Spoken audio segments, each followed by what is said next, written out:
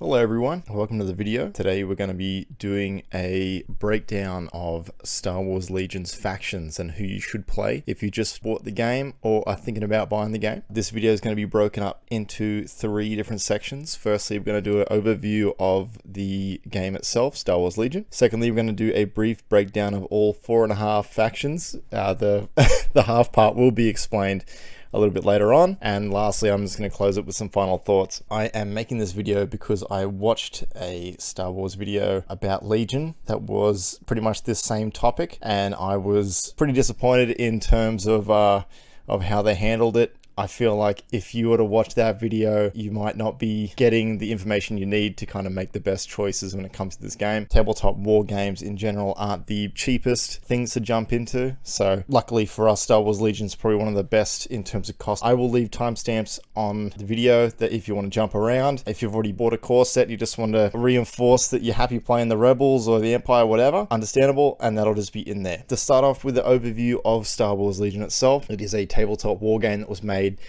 in 2018. The benefits of jumping into the game now, even though it is currently about 6 years old, is that there is still more content coming out on the pipeline. We got some exciting things coming out, including, but not limited to, Bad Batch content coming very shortly, and Republic Commando content.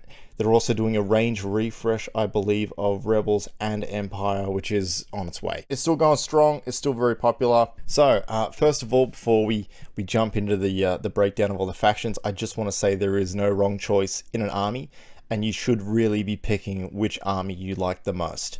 So if you're a big fan of Darth Vader and Stormtroopers, you should be definitely heading with that. If you might prefer the prequels, maybe the Clone Wars, maybe the Republics for you, because you are putting together the models and you need to paint them.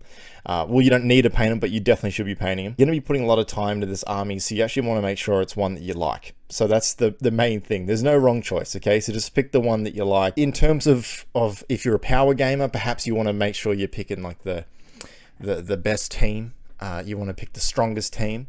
Balance changes and points changes are happening all the time. If you are familiar with wargaming in general, you will be pretty familiar with that a lot of strong units are going to be balanced and made accordingly to kind of fit into the rest of the game. That way nothing's kind of, nothing's getting too strong. Now, if you are a power gamer, in the 2023 World Championship, the Empire is pretty much doing a clean sweep, or did a clean sweep. So yeah, Grand Champion, use Empire, runner-up, use Empire. The Republic was in there as well, but if you just want to pick the strongest faction, as of right now, time of recording, I probably would say the Empire, even though I don't play them very often. Now, I just want to point out that we're going to be using terms like expensive. This is not expensive in terms of monetary value that you might be paying for the models. We're going to be saying expensive in terms of points. You will need about 800 points at maximum to field a full army for Star Wars Legion. The different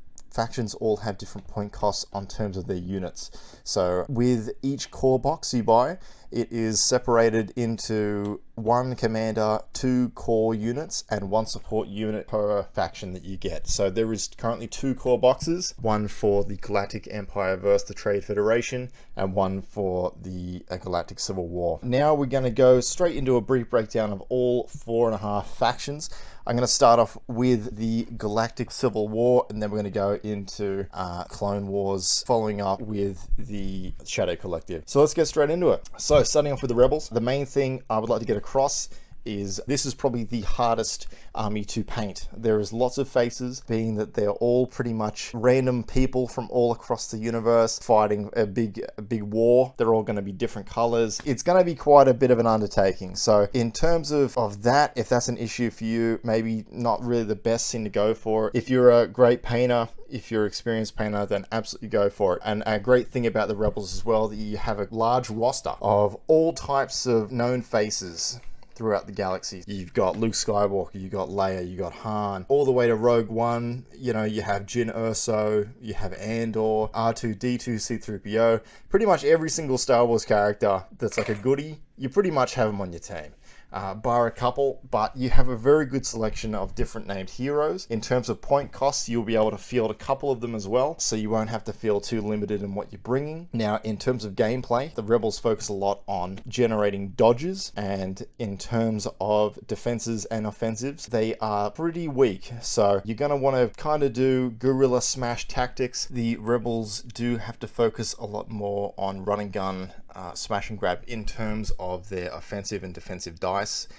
They don't really have too much going on for them. So they are going to be generating what we call dodge tokens, which means that you have more defensive dice to roll. However, your offenses and defenses won't be anything too crazy. Being that you are a ragtag group against a highly militarized offensive force, you're going to kind of take that into consideration. You'll have quite a couple models on the field with a couple of big names, but yeah, overall, I'd probably put the Rebels around a medium in terms of difficulty. I definitely don't think it's the most complicated. However, it's certainly not for everyone in terms of what they bring to the table. Now, Empire, I would actually say that the Empire has always been quite a strong beginner army to kind of learn the ropes. So each of their units, wouldn't say simple, however, pretty easy to pick up, pretty easy to use, laying some hurt down and making sure that your units don't outright die. You got a couple of very strong Sith units that are on the team. You have Darth Vader. The Emperor himself can be fielded on your army if you want that, and they're both still very good. I'd say they're probably the second easiest army to paint. Make sure you have plenty of like black and white paint for this one. There's not going to be too much difference in that. Maybe a bit of red here and there for lightsabers, but besides that, it's all pretty simple in terms of painting.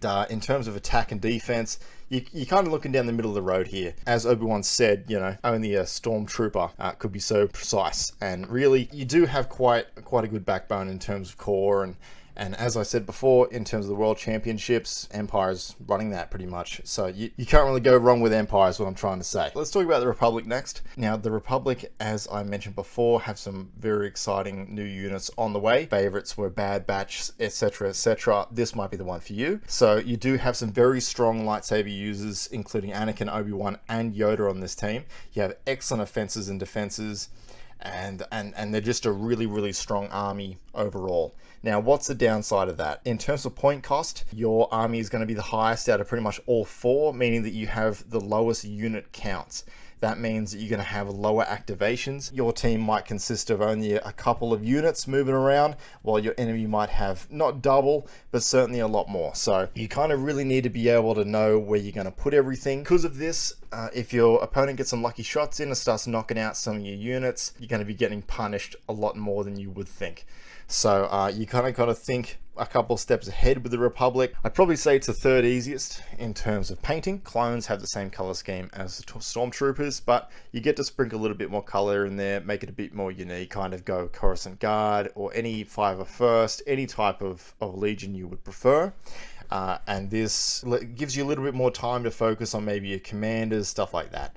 So they're not too hard to build, not too hard to paint. I know a buddy of mine pretty much just got white paint, just smashed it all over him, and that has pretty much taken him up until now in terms of the Republic Grand Army. So you don't really have to worry too much in terms of painting.